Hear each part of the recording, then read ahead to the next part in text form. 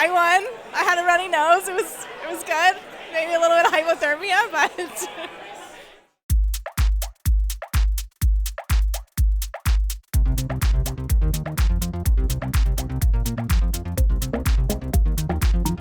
Welcome to the Canadian Cycling Magazine podcast. I'm Matthew Piaro, editor. We just heard from a member of the Toronto Hustle, a small development team with big ambitions. I was at the squad's season launch party, which you'll hear more about later. Social media editor Dan Walker, weren't you supposed to be at that event? I was, and I was on my way there. However, I left my headphones at the other place I was, went back, and then I decided to do groceries instead. Okay, good reason. Yep. Good reason. Yep. So practical. So practical. So practical. I needed veggies in my life. Okay. But before we get going, yes. Much like Festivus, this podcast must start with an airing of grievances. Oh, you're ticked. I forgot about that. Okay. So yesterday, email goes out. We agree on a group ride. Myself, producer Adam, and Kate, who's a local E1 stalwart in the women's peloton here in Ontario. Okay. We get about 40K into the ride. We run into another group of people we know. Mm-hmm. Guess who decides to ditch us? That would be producer Adam. Producer Adam. Yeah. He doesn't have a microphone to defend himself. Good. That's okay. Such Judas traitors don't deserve mics. So quick after Easter. We're pointing out that producer Adam did a 50K mountain bike race. I don't want to hear producer Adam's excuses, and neither do the public. That's why we don't give him a mic. Yeah, because then he just calls the ambulance. Needs to be aired. Yeah, go on. That's my grievance. So he ditched you for another group. Yeah. Was it a faster or slower group? Slower. And arguably less fun. Well, then he gets the group he deserves. We did all ride together for another 50K or 30K. Don't want to hear it. Anyways, I had a great time watching Amstel as well yesterday. The women's race was great. Action Jackson, 9th place. Great performance by the Canadian. Awesome. And then if you have not watched the ending of the men's race, stop listening. I'll give you permission to pause this. Go find a highlight on the internet. Watch the last 10K. You will be a fan of Matthew Vanderpool's for life. We're gonna You spoiled it. Oh yeah, you kind of just spoiled the race. This goes out on Thursday, a week after the race. Okay. We will bring back. We're gonna have. Let me gather myself. Sir, can we continue with the podcast, please? We're gonna have full send, no send. Yep. And we're also going to talk to Coach Peter Glassford. He's going to be discussing early season burnout. It's actually a thing to watch out for. Maybe not me, because I'm not on pace for that at the moment. You're really excelling at the taper. It's either a taper or a build. I'm not sure slow build. What's going on, but yeah. But seriously, it is a thing to watch out for. I have burnt out mid-season, and I could see the signs. No, I think with the advent of Zwift and all the good indoor options, it's definitely way too easy to get really stoked in January and February, do a ton of indoor riding, and then by the time the sun's out and the time for the guns to get out, you're too tired. You're over it. It's true. But before we talk about burning out, let's hustle.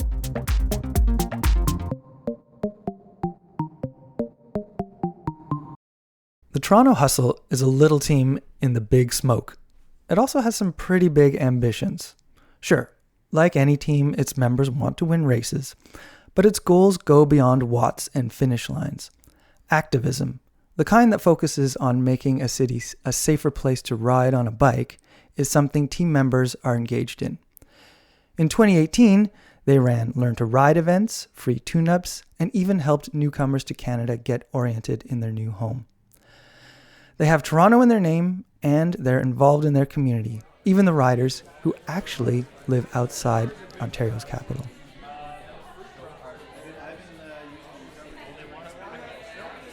The small indie brewery was bustling. On the Wednesday before Easter, supporters, sponsors, and members of the Toronto Hustle gathered to kick off the 2019 season, even though some riders had already been racing in the US. Is this on the record? I'm just joking. It's just a joke. Do you ask that a lot because you're a municipal politician? Yeah.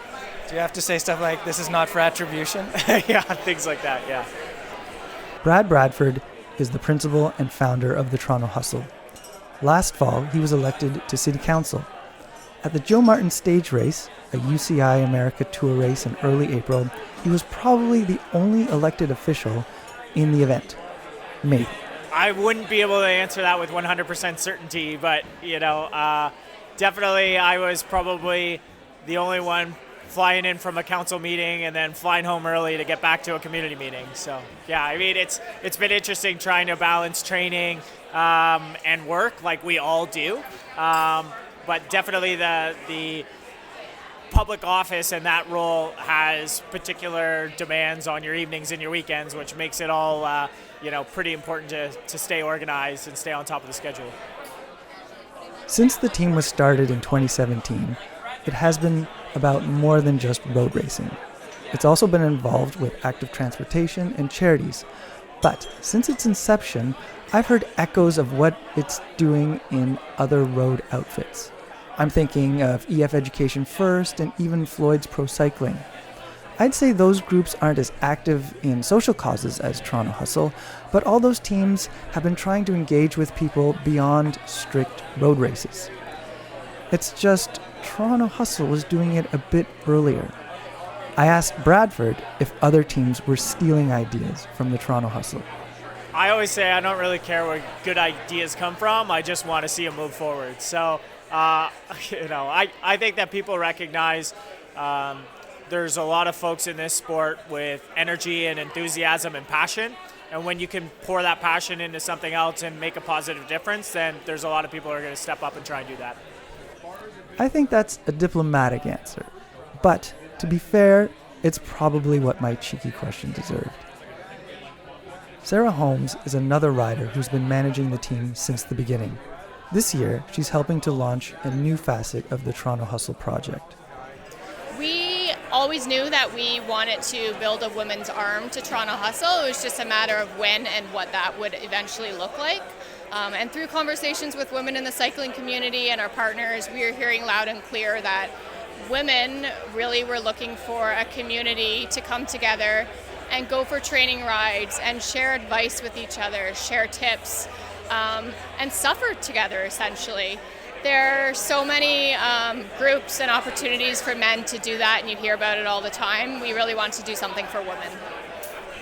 I am very passionate about the women's cycling community. I've put a lot of time and energy into the men's side, and I want to bring that passion to the women's side as well. Women are so badass as well, and they deserve a community themselves. And just here tonight, seeing so many come out and share their stories and why they're excited to ride with us really gets me excited. While the women's program isn't about racing per se, some of its members do like to compete. Holly Clark, a ride leader and ambassador, recently won a race. Telling people about that victory can induce some giggles. I just did this past Sunday the runny nose. And you won the runny nose? Well, I guess it's the steaming nostril, but I did the running nose category. And I won the race, which is really exciting. How do you feel telling people that you won the runny nose? It's very awkward to say. It's a little bit embarrassing, but I have to celebrate the fact that it was really hard. The conditions were really difficult, but I finished. So that's awesome. More than finished, you won. I won. I had a runny nose. It was good. Maybe a little bit of hypothermia, but... This is going to sound obvious, but the Toronto Hustle is very Toronto.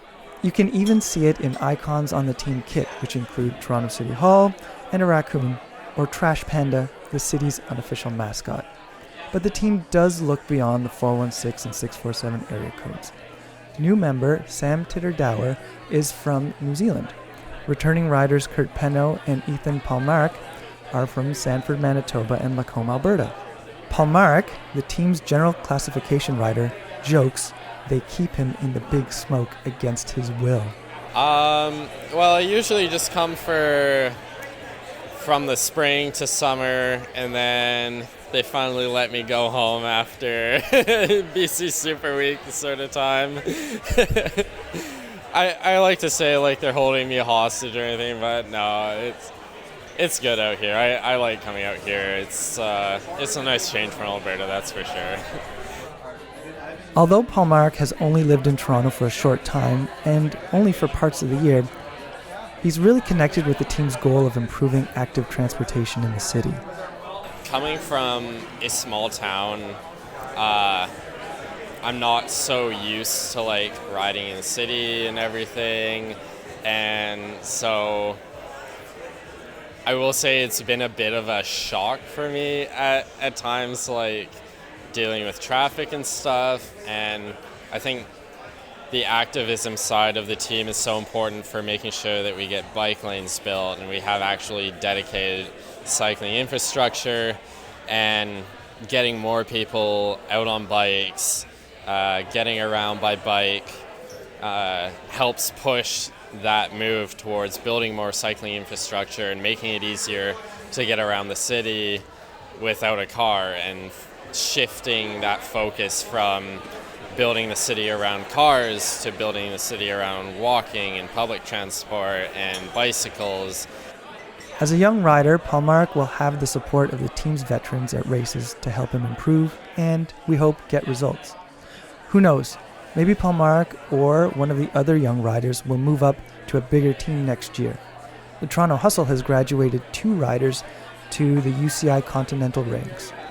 Team principal Bradford is hoping to continue that trend in the year ahead. Gaps, and we're going to have a lot of fun this year. So, I know the game's on. I've talked forever. Thank you for coming out tonight. This is a community. This is what we love. This is why we do it. Looking forward to a fantastic 2019, and we'll see you on the road.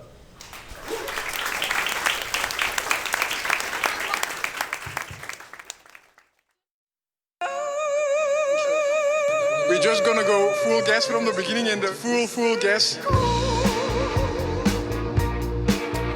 Het cliché wil dan een Mexicaan, een uitdraagt en een snor en zich verplutst op een ezel of een snorfiets. Dat een uur er langer duurt, dat een tijd er trager glijdt dan in Borgerhout. What are we listening to, Dan? That is Food Gas, the song about Victor Campanart's Our Record attempt. Well, it's a catchy little ditty, bit of rock and blues there, and the singer. Let's see if I can pronounce. Yeah, take his a name. crack at that. Geert Otekit. He rolls his R's like the rolling hills of the Flemish Ardennes. It's magic right there. Wow. Yeah, That was I wish I could roll my R's like that. All right, let's full send it. All right, full send, no send. Food Gas is better than the Astana Pro Team rap. I don't know. For me, yes, I will say it's better. Maybe because I don't understand the words. Like, I understand the words in the Astana rap, and they're kind of cheesy. I think it's kind of like, Full Gas to me is like a good opera, where I don't really understand what they're saying, but it sounds great. But it was an experience, and you feel like you went through something. It's an auditory experience. So, sure, full send, it's full better. Send? I'm going no send. Why not? You know what? Astana, they have the cheese factor that you have to embrace. Sure. This is like a Eurovision pop contest song. Both of them are. Yeah, this is like, I don't know, the team from Kazakhstan, the song from Kazakhstan finally winning on Eurovision. It's got bad English translation, some of the best villains in all of cycling. Yeah, all right. Plus, Canadian content. Hugo Uhl appears for like 1/100th of a second in the video. There have been less Canadian songs on the radio that count as Canadian. Less CanCon that have been deemed CanCon. There's Argonne Bikes and Hugo Uhl. Okay. Yeah. So you're going to wave the flag at this one. All right. Wave the flag. Plus, there's a catchiness and maybe an endearing cheesiness to Astana Pro Team rap. Okay. Moving Next on. up. All right. Our man, Matthew Vanderpool. Our man. Now he's our man because the boy wonder. You're so in love with him. You have a rider crush on him. Yes. Okay. Okay. MVDP is the new Sagan, a.k.a. must-see TV, a.k.a. stop what you're doing on a Sunday, stop spreading your toast when he's going for the line. Well, you got to stop spreading your toast a minute out from the finish line because, he's, or not a minute out, but, he's way back. He's not a factor. Even the announcers figure he's not a factor. And then we're talking about Amstel Gold, where he launched this attack, and it seemed, that's nice. Do you know who deserves a lot of the blame? The cameraman. Where were they for the last 5K? They just gave up on Vanderpool. You never give up on Matthew. You heard it here first. Yeah. Dan's advice. So wait, what are we full sending, no sending? That here? he's the new Sagan. He's the new must-see TV. He is must-see TV. Oh, and I have to give credit to producer Adam for this. He may have made cyclocross boring, but he's made road pretty darn exciting. Oh, for sure. I will watch any race that he's in. I never watch Brabant Pielge, whatever that race is called during the week. Exactly. That's my best attempt. Yeah. But Vanderpool's on. I'm checking what's going on. I'm tuning in for the last 20K. I mean, based on current performance, full send on that he is the must-see TV. No, I gotta agree. That's a full send. That Amstel Gold Race. If you haven't seen it, just watch the last 10 clicks. It is pretty bonkers. Yeah, you'll be a fan for life after that. And maybe best part or worst part, he's only 24. The poor guy. Poor so guy. Much pressure.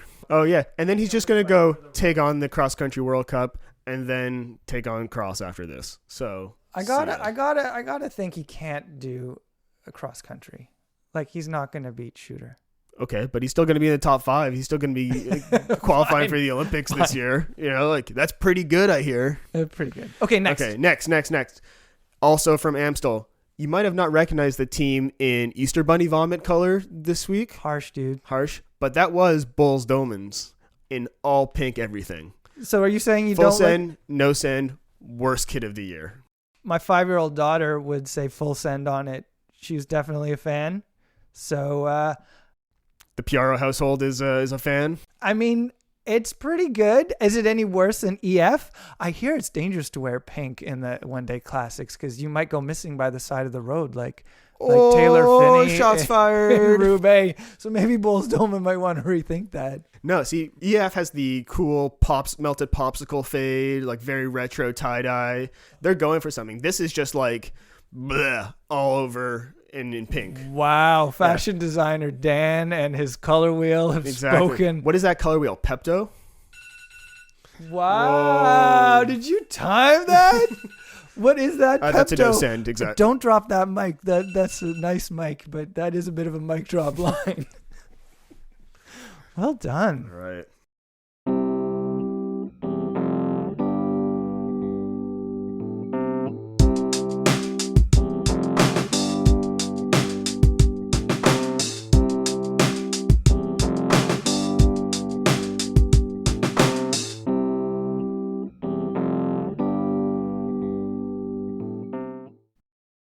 Early season burnout. It's a cruel thing that can strike right about now, truly making April the cruelest month. I know a rider who went so hard preparing for an early season goal one year that he messed himself up for almost the whole season. I'm not trying to scare you or anything, but if you are a very driven cyclist, you need to be careful. Coach Peter Glassford has advice to keep you from getting overcooked. Hey, Peter, welcome back to the podcast. How's it going? Good. Yeah, excited to be here as always. Right on. Okay, early season burnout. How do I know if I'm headed toward early season burnout? I mean, it's a tricky thing, right? I think if you're asking the question, then maybe that's a good sign just to be careful, right? And, certainly if you're seeing numbers decline or plateau, if you're not really motivated and finding yourself sort of maybe missing a few days or going through the motions, it's very common, especially in Canada and some of the, areas that are very hard to get outside, or for folks who aren't doing any sort of cross training. It's pretty common in that sort of April, gloomy season when you're sort of expecting in our optimistic minds that we get outside, but it's still snowy or icy or hailing or whatever it's doing today. What can lead someone to burnout in springtime? I usually think of springtime as like optimism and I'm getting outside, but this burnout thing seems like usually associated with like a late season funk. So what's going on in springtime? I would usually come back to questions like this and sort of look at, how are we doing with our sort of foundational elements or like the characteristics of training. So I really like frequency and consistency are sort of ones I really harp on. And that's important. A lot of times if you're not consistent, you're sort of binging, right? So you're, on Saturday, you just like crush this huge online training race. Maybe you just crush a Tuesday like night, but you're like missing the other days in between. There's not a lot going on. Then your frequency is not very good, and you're sort of binging, right? And that can be very, like, if you're not frequency, or you don't have the frequency, your training quality is just not going to be great, right? We need both elements. We need variety, right? And variety is certainly, they say it's the spice of life, but it's also an important training element. Those easy days, those outdoor days, maybe some skiing, some strength training, some intervals for sure. And pick the ones that make sense right now, or address your limiters, but those intervals can't be every day. So certainly the people who tend to be in trouble come April are the ones who have been, again, cramming or inconsistent, or just too intense. You mentioned that motivation and your desire to get on the bike can be a sign that either you are burnt out or burnout is imminent.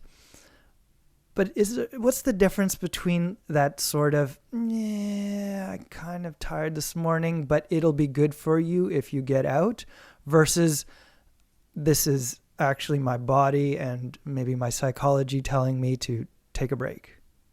Yeah, it's pretty nebulous, right? It's a very tough thing to know when it's too much, but I think we've all had good days and bad days. I think acknowledging that just the weather and riding indoors is going to be challenging, right? So I think the way we armor ourselves ahead of time is again with variety. So, I really like 45-minute just easy spins. That could be, listening to a podcast like this one. It could be, just cruising, right? It doesn't have to be anything special. Even better would be something like getting outside on, a fat bike or a training bike sort of thing that you can just sort of cruise around the city and get in sort of, again, something so that there's that frequency piece is getting addressed. But it sort of gets you out of that pain cave so that you're not staring at the same wall every day. And then in the same respect, sort of mixing things up as far as what you're doing if you are on the trainer, right? So again, the intensity and then the duration, trying to get something a little longer. I don't know if that answered your question or not, but no, it does. It's on the front end at least. Right. What do I do if I am feeling burnt out? If I've got the classic sort of symptoms of like I can't hit the highs of my power very well, and I'm not feeling very motivated. How do I get out of that funk? To get out of a funk, I think the best thing you can do is just take a break, right? And I think for us in the spring, it's, sometimes tough because the weather is starting to get nice, but, a few days off and a few days easy, sometimes we forget over the course, especially if you're sort of not following a plan or sort of making a couple plans fit, which is sometimes common as well. It's just remembering you're supposed to have a couple off days that are actually off days and not just the busiest days of your week when you don't train. So sometimes it's like taking a Saturday, Sunday off and just not training and, being with your family, sleeping in, getting a nap, getting on top of food stuff for the week. Some of that can just be super rejuvenating and just not by pushing yourself every day. Again, if you're feeling like dragging your feet one day, it's okay. Just get on the bike and try it. But if it's like 2 and 3 days, then you want to just take a few days off and you'll start, you can call it feeling guilty, or just your motivation will come back for most people. And then you get back into it, right? Like, it's amazing when people actually take a day off, again, on a Saturday or Sunday for a lot of us is the time to try it. You'll come back and often you feel like just completely, like you'll throw out that interval session on Tuesday and you'll be very motivated to stare at the wall and suffer. So the days off are really the big thing, right? And it often doesn't take much. If you're really deep into the hole, you've pushed yourself and you're very motivated as you push yourself into the hole. It can take longer, and that's fine. It might just take a week, and then the weather hopefully will be better and you can get outside. It's interesting how this reminds me of like other conversations we've had about like riding easy is often the harder thing to do. And in this case, taking time off often seems way more difficult than it should be. How hard is it to put up your feet? But it can be, like you said, if it's motivation related.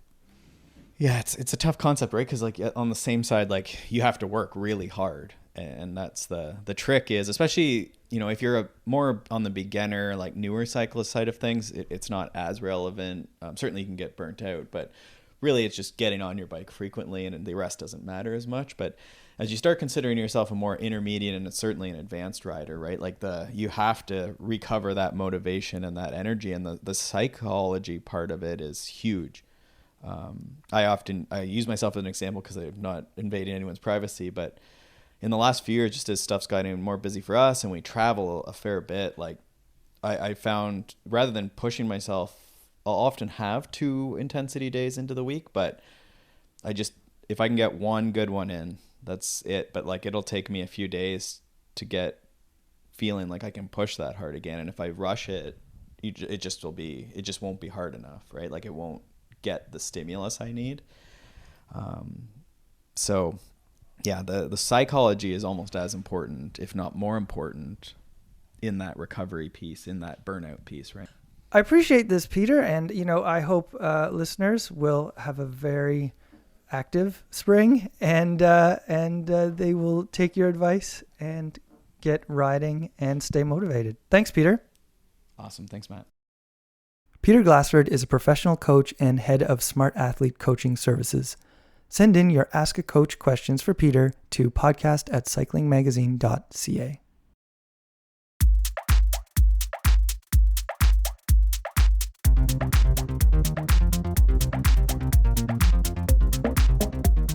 And that's the episode. It's put together by me, Matthew Piaro, and Dan Walker, with help from Philippe Tremblay and Terry McCall.